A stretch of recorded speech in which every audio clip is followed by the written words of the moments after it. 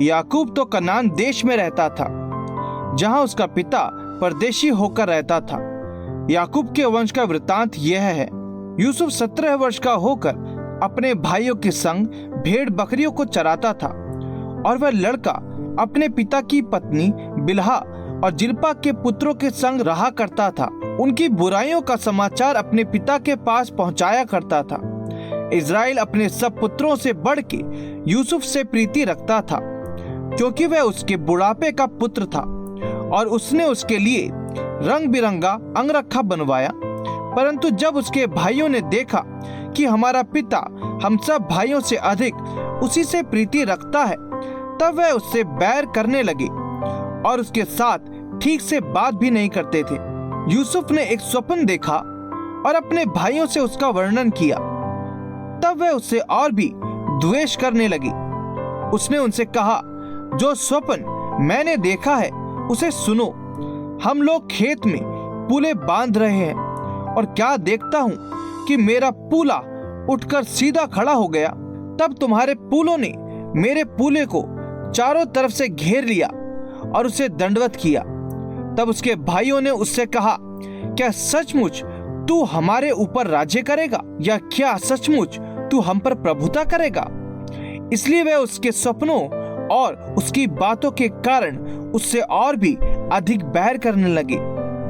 फिर उसने एक और स्वप्न देखा और अपने भाइयों से उसका भी यूं वर्णन किया। सुनो, मैंने एक और स्वप्न देखा है कि सूर्य और चंद्रमा और 11 तारे मुझे दंडवत कर रहे हैं। इस स्वप्न का उसने अपने पिता और भाइयों से वर्णन किया। तब उसके पिता ने उसको डांट कर कहा, यह कैसा स्वप्न है जो तूने देखा है? क्या सचमुच मैं और तेरी माता और तेरे भाई सब जाकर तेरे आगे भूमि पर गिर के दंडवत करेंगे? उसके भाई उससे ढाक करते थे, पर उसके पिता ने उसके उस वचन को स्मरण रखा। उसके भाई अपने पिता की भेड़ बकरियों को चराने के लिए शकेम को गए। तब इज़राइल ने यूसुफ से कहा, तेरे भाई शकेम ही में भेड़ बकरी चरा रहे होंगे, इसलिए जा, मैं तुझे उनके पास भेजता हूँ। उसने उससे कहा, जो आज्ञा, मैं हाजिर हूँ। उसने उससे कहा, जा, अपने भाइयों और भेड़ बकरियों का हाल देखा कि वह कुशल से तो है, फिर मेरे पास समाचार ले आ। अतः उसने उसको हेब्रोन की तराई में विदा कर दिया, और वह शकेम में आया। और एक मनुष्य ने उसको मैदान में इधर उधर भटकते हुए पाकर उससे पूछा, तू क्या ढूंढता है? उसने कहा, मैं अपने भाइयों को ढूंढता हूँ। कृपया मुझे बता कि वे भेड़ बकरियों को कहाँ चरा रहे हैं। उस मनुष्य ने कहा, वे यहाँ से चले गए हैं, और मैंने उनको ये कहते सुना, आओ हम दोतान को चलें। इसलिए यूसुफ अपने भाइयों के पीछे चला और उन्हें दोतान में पाया। जो ही उन्होंने उसे दूर से आते देखा, तो उसके निकट आने के पहले ही उसे मार डालने का षड्यंत्र रचा। और वे आपस में कहने लगे, देखो, वह स्वप्न देखने वाला आ रहा है, इसलिए आओ हम उसको घात करके किसी गड्ढे में डाल दें, और यह कह देंगे कि कोई बनेला पशु उसको खा गया।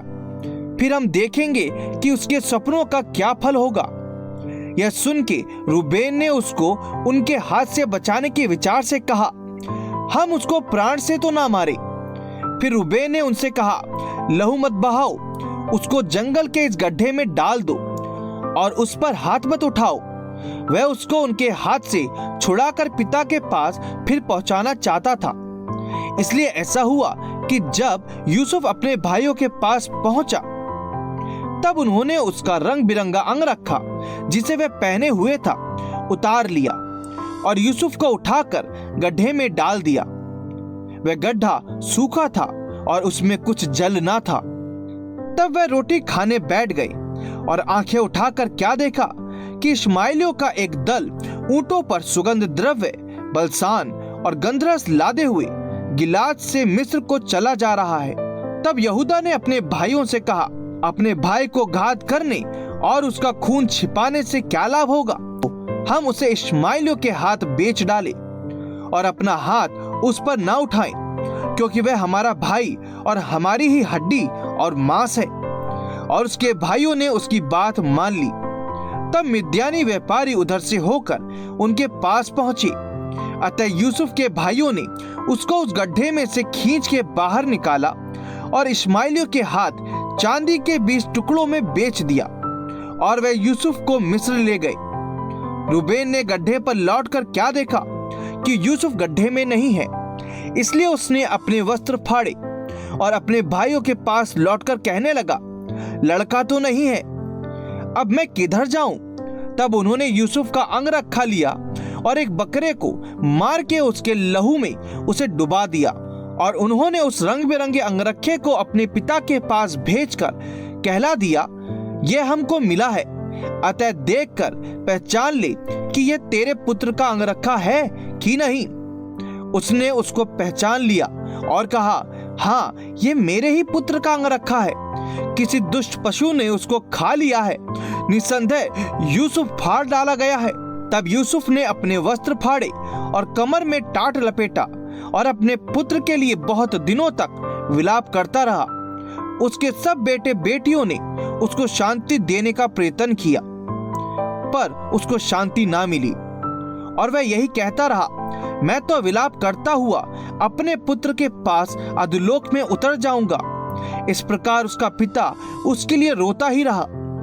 इस बीच मिद्यानियों ने यूसुफ को मिस्र में ले जाकर पोतीपर नामक फिरौन के एक हाकिम और अंगरक्षकों के प्रधान के हाथ बेच डाला।